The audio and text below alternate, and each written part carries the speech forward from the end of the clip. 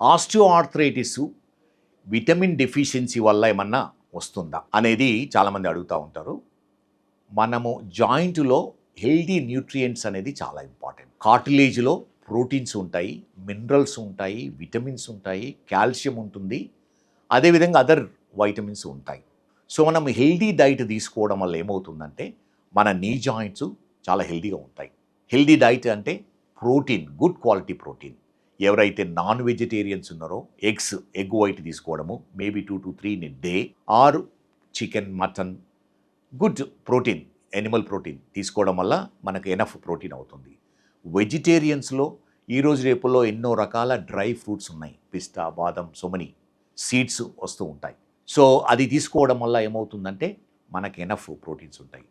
అన్నిటికంటే best protein peanuts, అంటే వేరుశెనగకాయ, అవి చాలా high quality, good quality proteins ఇస్తూ ఉంటాయి. ఆ విధంగానే పప్పులు తీసుకోవడం అనేది చాలా ఇంపార్టెంట్. మన culture, specially south Indian culture, ఎక్కువ రైస్ తిని, చపాతీలు తిని, తక్కువ కర్రీస్ తింటూ ఉంటాము. అది కొంచెము హెల్దీ ఫుడ్ కాదు.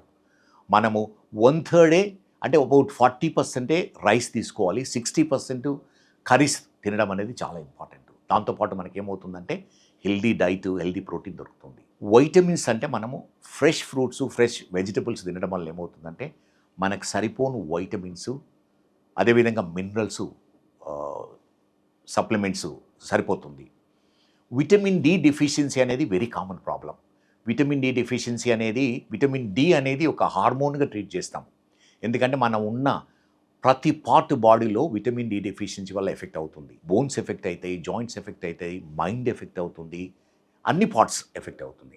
అందుకే వైటమిన్ డి అనేది చాలా ఇంపార్టెంట్.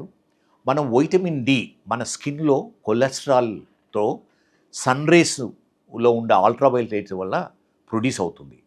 కానీ ఈ అల్ట్రావైలెట్ రేస్ ఎప్పుడు ఉంటుందంటే బిట్వీన్ 11 to 3 PM మధ్యనే అవి సన్ రేస్లో ఉంటాయి. ఆ టైంలో మనం ఎండలో కూర్చోవడం అనేది probably some times not practical. కానీ ప్రాబబ్లీ వింటర్ టైంలో, మిగతా టైంలో అబౌట్ 20-25 మినిట్స్ మనము ఫేస్ ఎక్స్పోజ్ చేయకుండా బ్యాక్ ఎక్స్పోజ్ చేసి 10 to 3 PM మధ్యన కూర్చున్నాం అనుకోండి, మనకి ఎనఫ్ విటమిన్ డి వస్తుంది.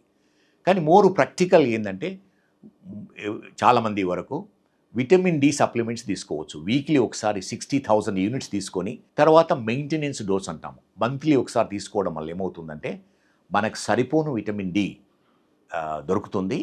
విటమిన్ డి ఓరల్లీ అంటే టాబ్లెట్స్ తీసుకోవడం వల్ల ఏమవుతుందంటే టాక్సిసిటీ అనేది ఉండదు.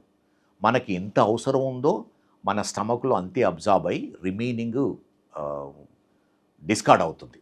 అందుకని ఈ వైటమిన్స్, మినరల్స్, కాల్షియము, ప్రోటీన్స్ అనేది చాలా ఇంపార్టెంట్ ఫర్ హెల్దీ జాయింట్స్కు, బోన్స్కు, మసిల్స్కు.